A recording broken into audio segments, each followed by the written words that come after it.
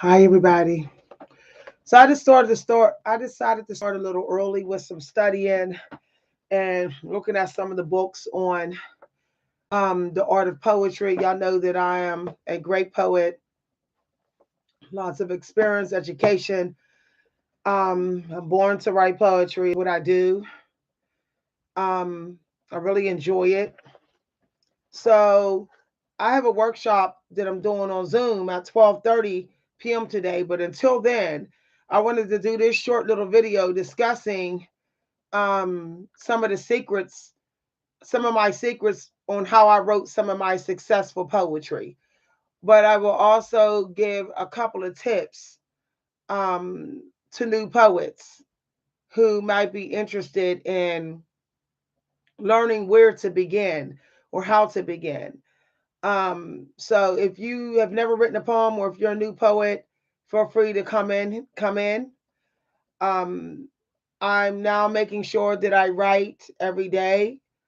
I have been playing a little bit of writing hooky for a couple of days, just prioritizing my rest.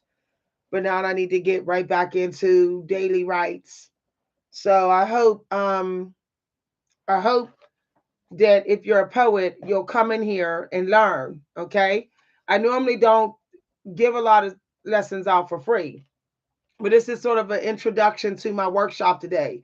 My poetry workshop will be on Zoom today at 12:30 p.m. and it will be free. Poets of all levels are welcome. Come write some poems, come get some help, get some guidance, get some prompts, some structure, some processes. If you're interested in learning more about writing poetry, you have to join my lifestyle channel. Okay? I'm trying to get the writers that's on this channel to go over to my lifestyle channel.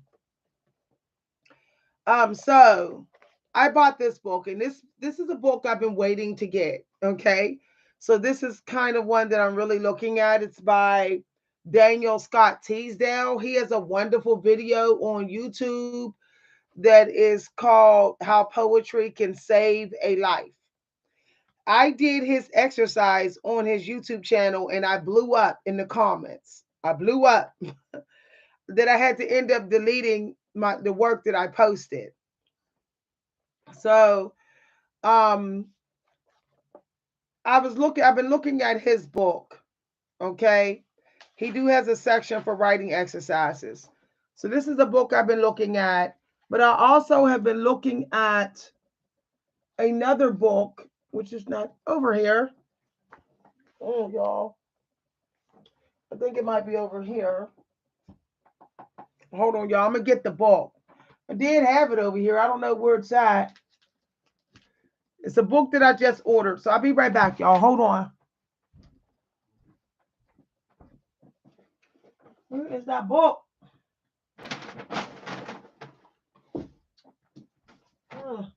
Maybe I put it on my shelf. I got to cleaning up and now I can't find nothing. It's so funny when you clean up. It's like, okay, now I can't find my stuff because I cleaned up. That's what us writers go through. Yeah. I don't know, y'all. It's here, but I'm going to find it. So, this book right here, I'm looking at. It's another book I've been looking at. I think it might be downstairs. And um it gets into like struck. No, this is it. I just don't know why I thought it was called something else. So there is. I've been looking at this part of his book, which is Frank O'Hara. Frank O'Hara is a great poet to study if you're learning about leaping structures, extending your sentences. So there's a poem that I'm working on that's in the style this based upon this lesson of Frank O'Hara. And I'm working on this poem. So, um, what I like about this poem by Frank O'Hara that it starts off talking about what something is doing. So that's a great way to start your poetry if you are a new poet. using your verbs and your nouns in your opening line. Okay? He says, the light presses down in an empty head. The trees and bushes flop like a little girl imitating. Notice that he adds a simile right at the turn of his line. Okay, right at the edge, he adds a simile. The dying swan, the stone is hot. The church is a Russian oven, and we are traveling still. See, he's stacking his metaphors and similes. So one way to learn how to write better poetry is study poems that you admire and that you love. Find out why you like them. Find out why you wish you wrote them. Find out what makes them work. Okay, study them. So you can take you could take something that you see and add a verb to it, a noun and add a verb to it, and that could be your opening line. He says the light presses down in an empty head, the tree. Now um in my poem that is the killer that's called The Killer of Core, that was published by um try to get multiple screens up here, that was published by Sparks of Calliope. Okay, we're going to talk about how I wrote that poem. Okay, my teacher, my writing teacher said it was remarkable. And the publisher liked it. So I start with my opening line. The thing came green like kale. The difference between me and Frank O'Hara is that he adds his simile at the end of his image. My simile comes in at the beginning. Okay, now there are some famous writers who like to open with a simile. You don't have to open with similes and metaphors. You can open your poems with literal, like literal symbolism. I call it literal symbolism, like Charles Bukowski do, and other writers do. You can open your poems just casual talking, like Yeats do when he say, "I being poor, I have only my dreams." Okay, that would be something you would hear somebody say over tea, just a relaxed conversation. So start paying attention when you're saying little things, that might be like a hardcore truth. You could use those lines as opening lines to a poem. Okay. So Hemingway is right when he says, find one true line. When you find that one true line, you're kind of like almost home free. Okay. So and it doesn't matter where the one true line come in at in your image, in your vision, as long as you find it. Okay. It could be later, in the movie in your mind. You're watching this movie in your mind play out, and halfway through the movie, you find out one true line. Okay. When you are a poet, you are opinionated. You are a conversationalist in your head, most of all, because poets prefer to talk less and think more. Okay.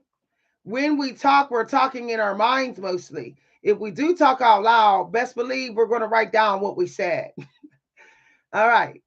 So, my poem, The Killer of Coral, I'm going to post some of this in the chat for some of y'all to read. I'm going to post the poem here. Okay. This poem was written very easy because I found my true lines. Long as you find your true lines, you're kind of home free. Okay. So I posted my published poem in here. It should post. I don't know what's going on here. Ah.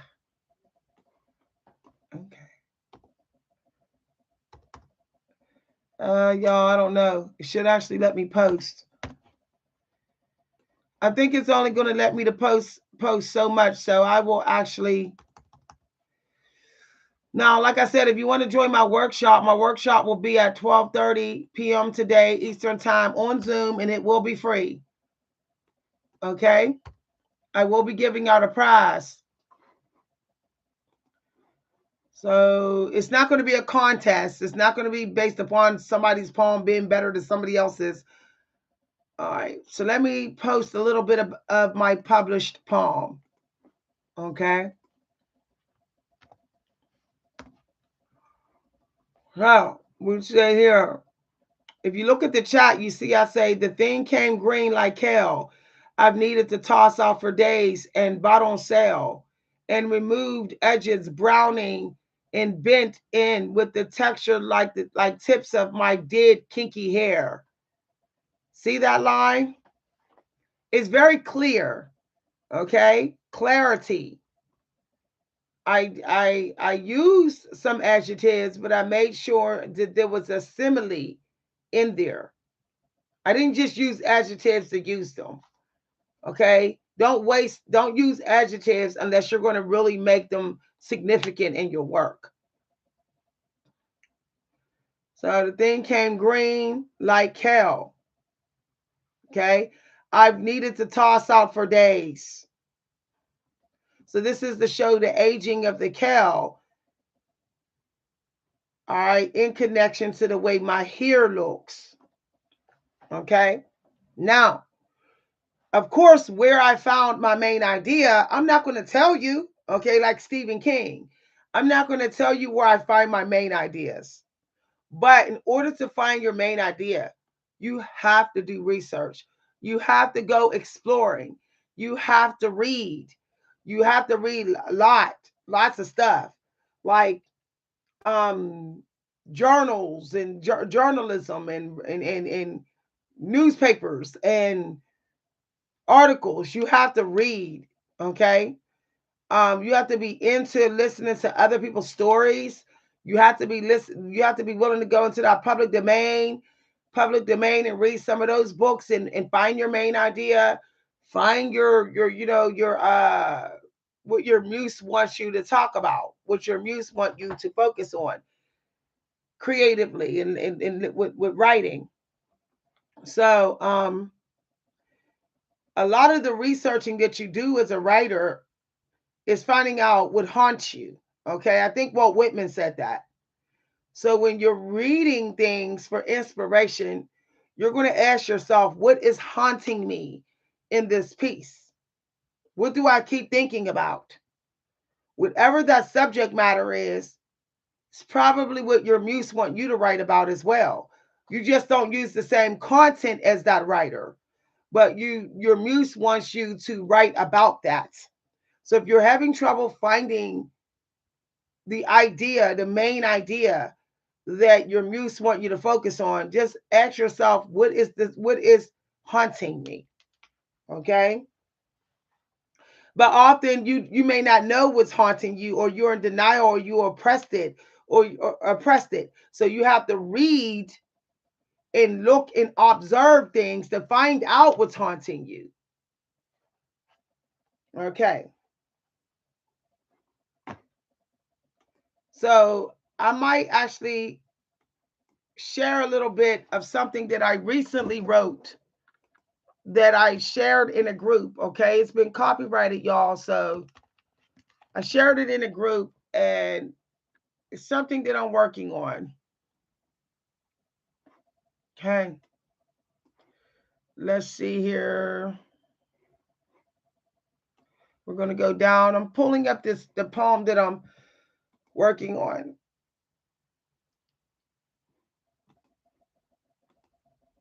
Okay, so this is something I'm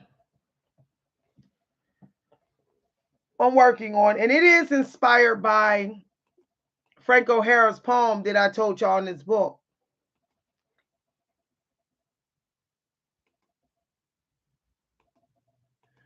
So it says, this is something I'm working on. It's called Rising in the Night. A shadow of your coat lingers near the window.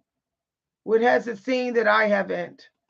Cats whisper to each other in small wooden strokes the back of a speck of voices with another. I hear our neighbor's loud mechanical equipment in his basement, shaky growling as if sitting right outside his basement window. So that's something I'm working on. That's a sketch I'm doing inspired by the structure of Frank O'Hara. So that I did that in a poetry workshop. Okay, it's not done. Okay. Um let's see. I have so much work. I have so much new work, y'all. I could go on and on.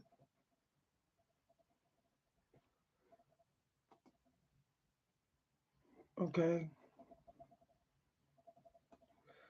So basically, I was just sharing with y'all on how to begin, how to be, how to get started with writing something. It's important to not run out of sketches. So even if you can't write anything great, you still need to sketch. Like writer, like artists sketch, you sketch also as a writer. You're just writing some random lines, sketching. So this is like a prose piece I'm working on, and it's supposed to be like a letter written to someone about a problem that we're having. I might do that as a prompt in the workshop today.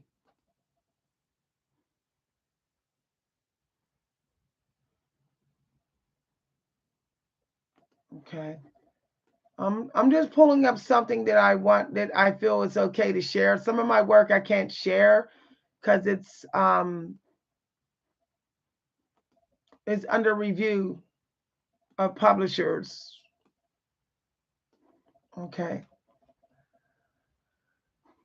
Um,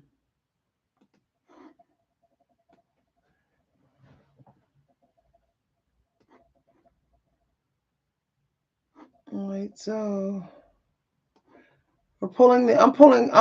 just be patient, y'all. I'm pulling something up here.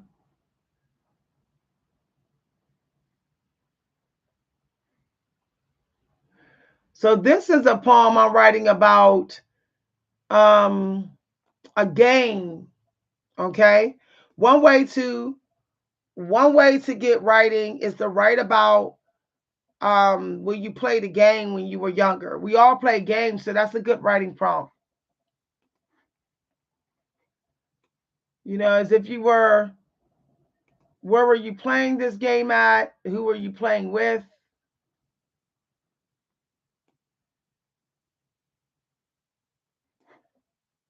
I'm trying to find this one. I have so much work, y'all. I don't even know what to do. Too much work.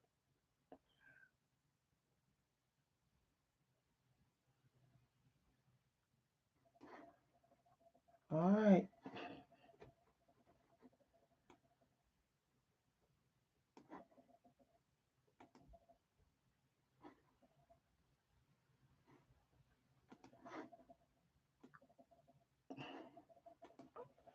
So I'm just looking over my work. Now this is something I've been working on as well. I'm gonna leave this up. This poem that I'm working on has to do with um a memory from my childhood. So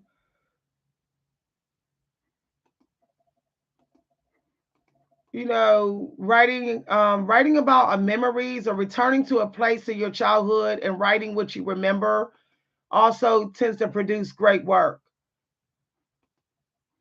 So like not actually physically going there, but like going there in your mind and writing down a couple things that you see. So that you remember. And what you remember y'all knew then that maybe you don't know now. I mean, maybe you didn't things you didn't know then, or things you knew then, or things you did then when you were at that certain place. You know, a lot of poetry is inspired by a sense of place. So establishing a sense of place in your poetry may get you to start writing that poem. Can everybody see me? Everyone see me? Okay. It's amazing how when I put up a video talking about poetry, nobody comes. But then when we're talking about like negative things in society, everybody wants to listen.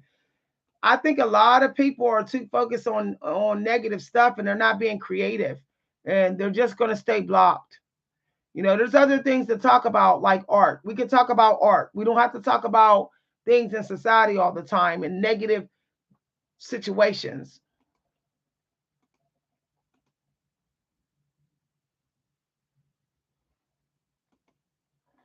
Now, what I like to do is get feedback on my work, keep the original copy, and then trim my work down to the lines that everybody in the workshop find find to be unforgettable.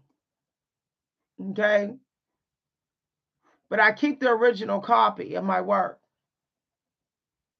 So right here,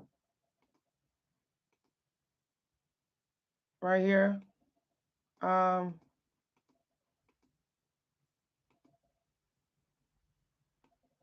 so I'll take that out. So basically, I'm trimming. So once you get that first sketch down, you got your sense of place, you got your nouns and your verbs, you got what's haunting you, and you create these lines, these sketching lines that you're just sketching. You're going to trim it down to the very best lines, and then you're going to build your poem from there. Okay. So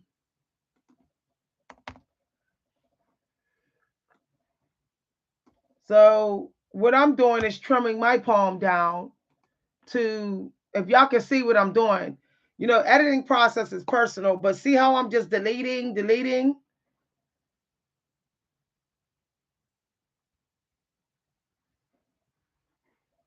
Okay.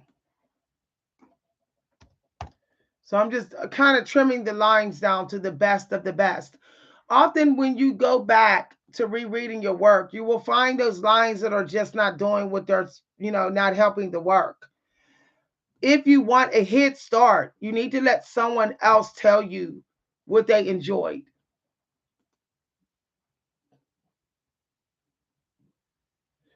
Um, okay.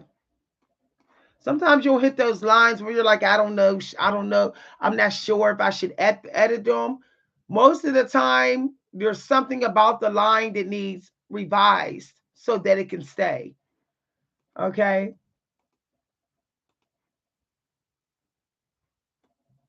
When we were bouncing, our heads were becoming as balanced the more we. Okay, so that line I'm keeping. Okay. All right. That line I'm keeping. So I'm just trimming. This is how I approach my work. I write work, then a week later I trim. I don't even think about adding any lines. It's just I'm pruning. Okay? And then once I see what I have, if I'm missing a sense, then I will add a line for that sense or I'll add a stanza. If I feel like that the poem needs more figurative language, I will add that in. If I feel like um if I feel like I haven't broken a writing rule, I will break a writing rule. But I can't get to that part until I have pruned. Okay, every piece you write on the first draft is no different than a plant. You know, it grows and you're like, okay, some of these leaves are not doing well, they need to go. So you're just pruning. Okay, editing is writing as well. Editing is you um not putting anything in the way of the consciousness of your muse.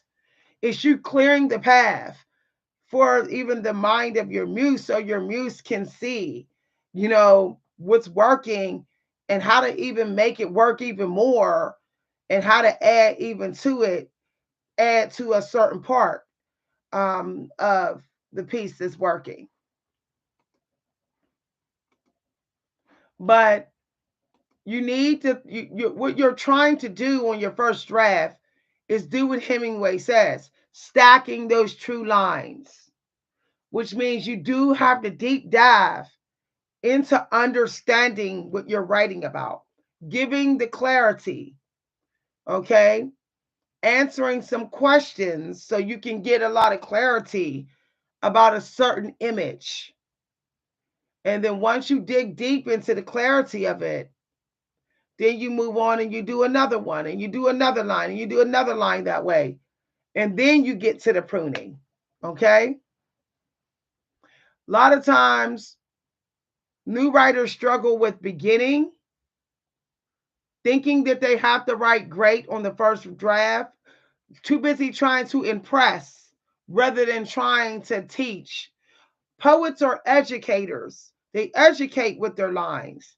They want the reader to understand, fully understand the image, fully understand the experience. Okay, they're not focusing on entertaining or proving their skill set. They're focusing on clarity. Okay, seeing something that other people may not see. We may focus on one image for minutes at a time, just one single little image, maybe for 5 minutes, so that we can really understand what we're seeing.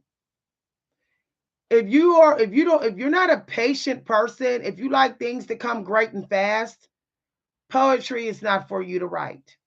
It's not. It will become faster once your consciousness is trained in a way to operate like a poet's operate. You have to train it. But when you're first training it, it's a very slow process. It's a lot of watching, studying, like Bill Collins talk about. You're thinking, you're looking at the image, you're watching it, you're studying it.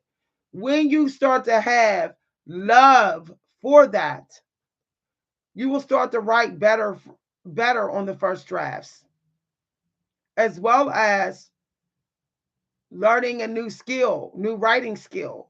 At least once a week, practice a new literary device. Thinking that you can just do this unskilled and be great. No, you're trying to prove something. You're trying to prove that you're a born genius. There is no born geniuses.